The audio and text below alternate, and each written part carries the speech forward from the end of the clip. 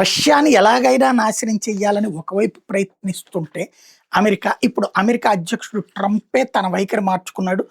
Russia ఉండకపోతే Europe దేశాలు, NATO దేశాలు ఇలా మాటేనవు. ఎదురుగుండా ఇప్పుడు ఆఫ్ఘనిస్తాన్ ఎందుకు వదిలేశారు? భారత్‌ని కంట్రోల్‌లో పెట్టడానికి, పాకిస్తాన్‌ని కంట్రోల్‌లో పెట్టడానికి. మనల్కి ఎదురుగుండా అక్కడ చూపెడుతుంటాం అనమాట. ఇప్పుడు పాకిస్తాన్ అమెరికా మాట ఎందుకంటది? ఆఫ్ఘనిస్తాన్ ఏ క్షణంలో ఏమైనా చేస్తుందని. మనిద్దరిని చూపెట్టి చైనాని చూపెట్టి మనల్ని. ఇట్లా ఒకళ్ళకొకళ్ళని చూపెట్టి చేస్తా ఉంటది.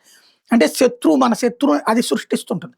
అట్లాగే ఇప్పుడు రష్యా, యూరోపియన్ యూనియన్, నాటో దేశాలని తన చెప్పు చేతల్లో పెట్టుకోవడం, ఇది అమెరికా తన చెప్పు చేతల్లో పెట్టుకోవడానికి రష్యాని వాడుతుంటే, ఇటలీ ప్రధానమంత్రి జార్జియా మెలోని మాత్రం ఆ రష్యా వ్యతిరేక శక్తుల కూటమిలో చేరడానికి సిద్ధపడాలి. ఎందుకంటే ఇప్పుడు ట్రంప్ కూడా రష్యాతో ఎక్కువ దాని వల్ల తమ ఆర్థిక సంక్షోభంలో పడిపోతున్నాం అనేసి ఉక్రెయిన్‌తో శాంతి చర్చలు జరుపుతుంటే, ఇప్పుడు యూరోప్ యూనియన్ రష్యా మీద యుద్ధోన్మాదంతో వెళ్ళాలనుకుంటోంది.